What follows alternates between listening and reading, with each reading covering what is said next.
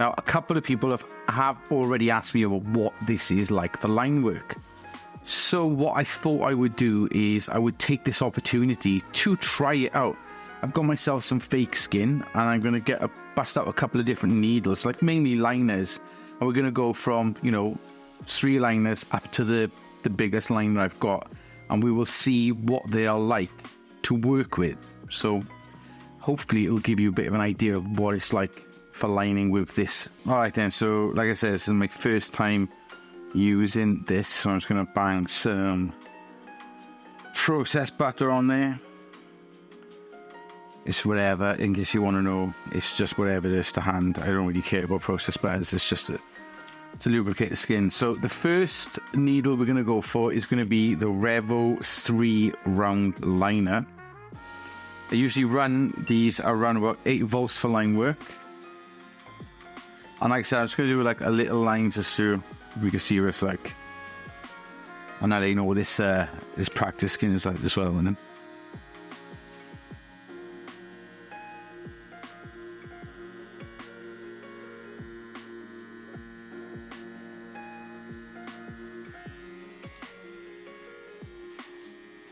well, that's actually not bad. Next up, I'm going to go with a 3 round liner from Cheyenne. So I don't mess up these lines. So.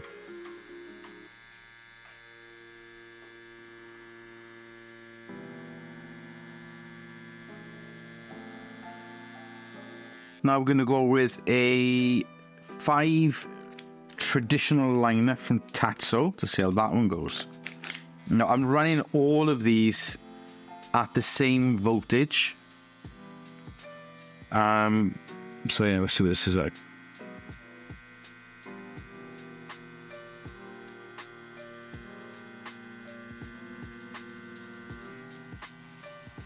Next up, we've got a 5 round shader from Cheyenne.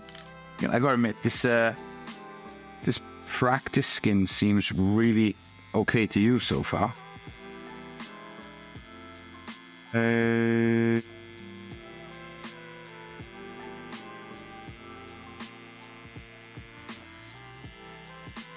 gonna go in the territory of a 7 liner now from Cheyenne. So this is a Cheyenne 7 liner.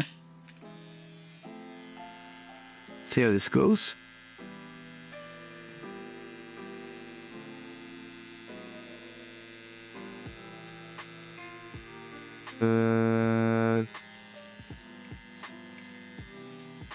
Now we've got a 9 round liner from Revo, which is the easy cartridge needles. I'm going to see what this is like now. Again, at 8 volts.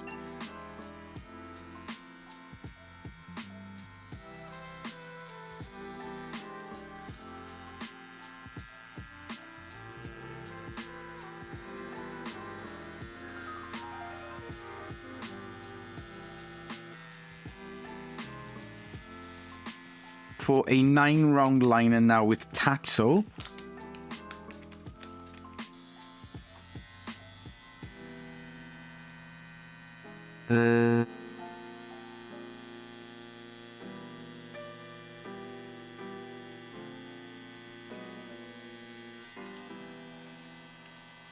Okay, so next up we've got an 11 round shader from Revo.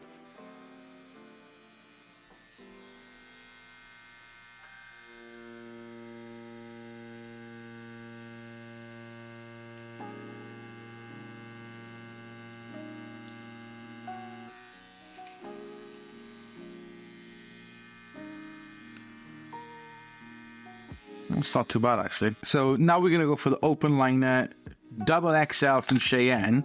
This is literally the biggest liner that I've got. And we'll see if this will push those lines. Or it'll push the liner.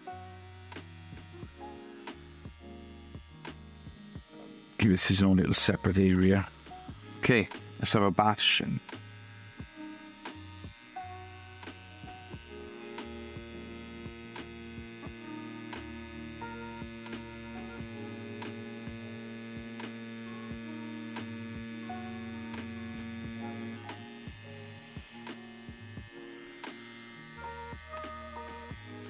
That's actually not bad. I'm going to give that one more just to see if it's not a fluke.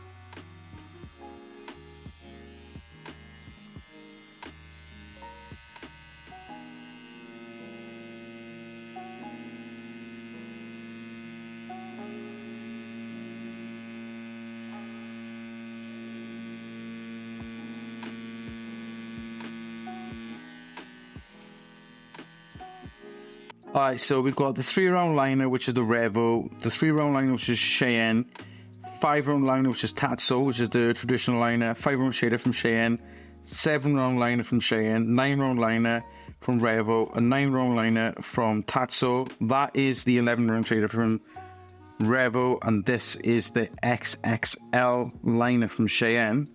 And I don't know if you can see it there, but it does look fairly decent. Before we go any further, I just want to say this was my first time using this stuff. I found it on like Instagram, a company called Skins, and compared to all the other practice skins that are out there, or this is one of the nicest ones that I've tried.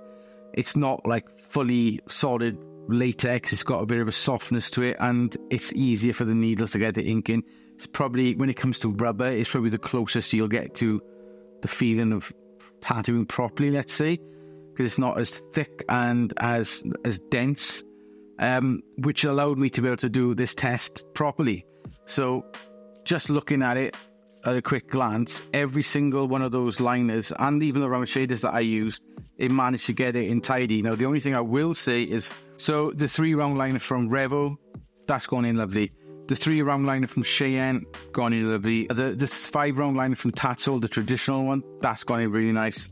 The 5-round shader from Cheyenne, pushed that in lovely. Nice solid line. 7-round liner from Cheyenne, again, really, really nice. It's a nice line you're getting from that. The 9-round liner from Revo started off a little bit wee, but then that's probably just me not pushing the needle down far enough. But, it is acceptable as a good line coming from that. The 9-round liner from Cheyenne is nice and solid. The 11 shader, that is fairly solid, fairly decent line. You're going to get a couple of those little lines that you might find you get with round shaders. It just is what it is. And I'm fairly impressed at how good the lines are for the XXL. So in answer to your question of whether or not you should use a 3.5 or a 4.2, know which one you should go for, that's going to be something that you're going to have to decide for yourself, and I think that mainly comes down to what you prefer using. Do you like a machine that's got a shorter stroke, or do you might like a machine with a longer stroke? What we have done is we've shown that the prime pen, the 3.5mm prime pen, is perfectly capable of pushing everything from a 3-round liner right up to a 21 open liner.